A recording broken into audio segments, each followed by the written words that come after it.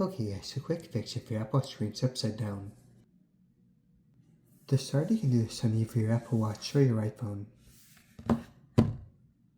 So on Apple Watch, you press on Settings.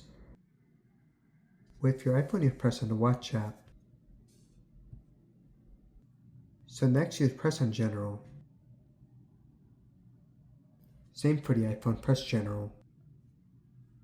You're then going to press on Orientation. The iPhone, you'd press on Watch Orientation. So from here first, you're going to determine if you want it on your left or right wrist. So on right hand, I'm going to left wrist. So the thing that flips it, you see at the bottom here, Digital Crown. So here you can choose if you want it on the left or right side.